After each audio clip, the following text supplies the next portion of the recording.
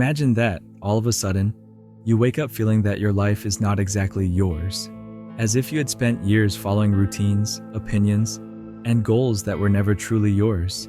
Have you ever stopped to think about why this discomfort arises? According to Nietzsche and Ralph Waldo Emerson, the problem may be conformity, a kind of silent submission that makes both the individual and society ill.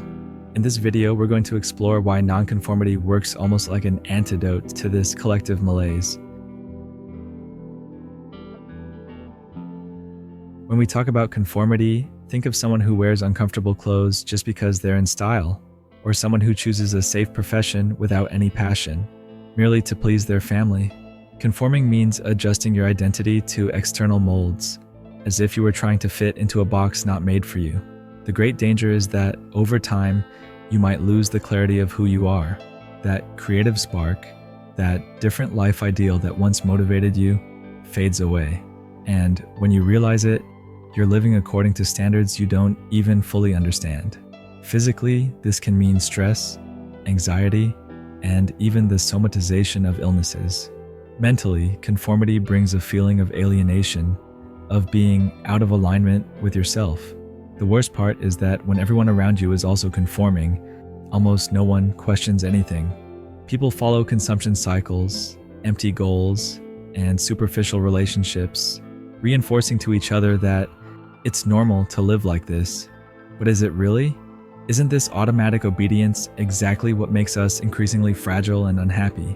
Have you ever had the feeling that many things people say out there simply don't hold up?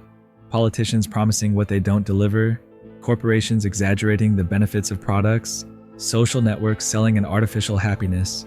It's as if we lived in a big theater, where everyone plays their role to maintain appearances. In this environment, conforming means going on stage and reciting the expected lines, even if they contradict your own convictions. If everyone is pretending, why not pretend too, right? But the cost is high. We start investing time, money, and energy in illusions that have nothing to do with our real well-being.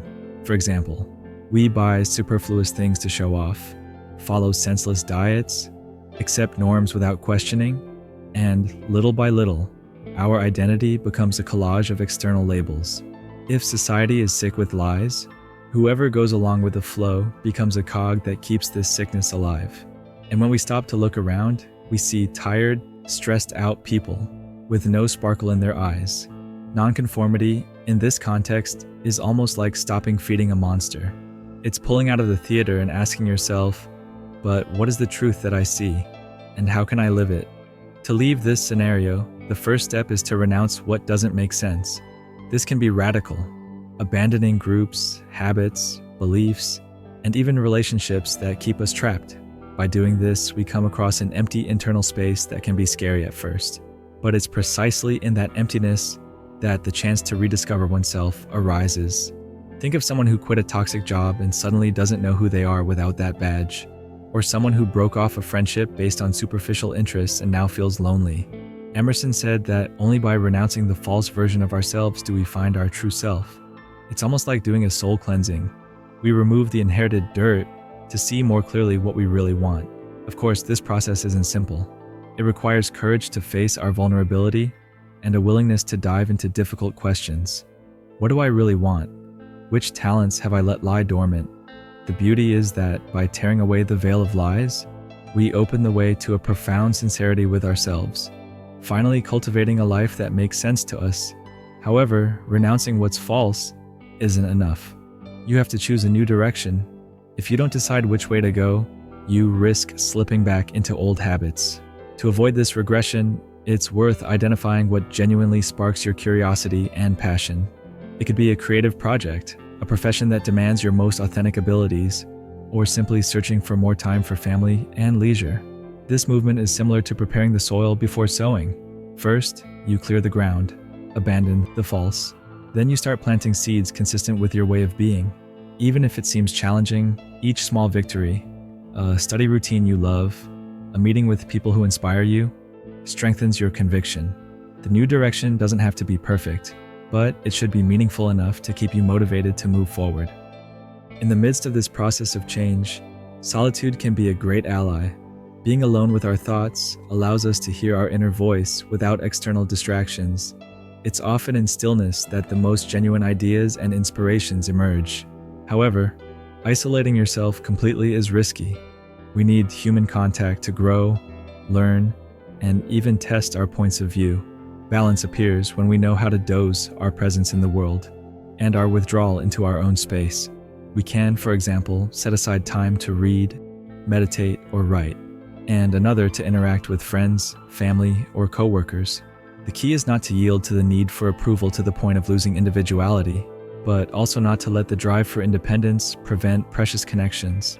In practical terms, it's keeping the mind free even when we're in a group, always remembering that our essence cannot be stifled by the crowd. The great enemies of nonconformity are fear and laziness. Fear makes us dread other people's judgment, the risk of failing, or losing certain privileges. To overcome it, we need to accept that in any step outside the norm, there will be looks of reproach or surprise.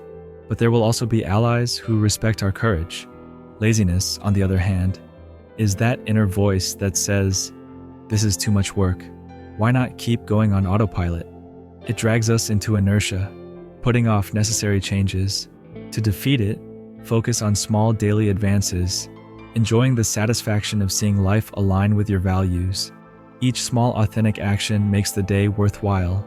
Facing these two barriers is essential to breaking out of the bubble of conformity and achieving a more satisfying and genuine existence. Nonconformity heals the sick self because it forces us to review what truly matters.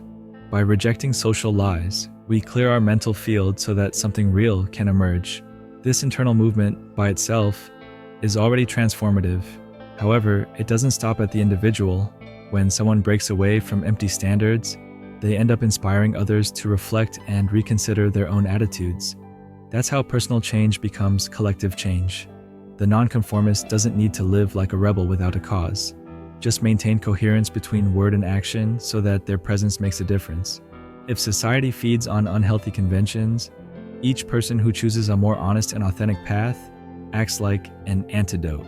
The challenge I leave you with is, what can you do today to step off tracks that aren't yours and become this healthy force in a world still in need of healing? By refusing to conform, conflicts may arise. If you want to learn how to deal with this, check out this video where I explain why arguing is a weakness. Before you go, consider leaving a like. See you next time.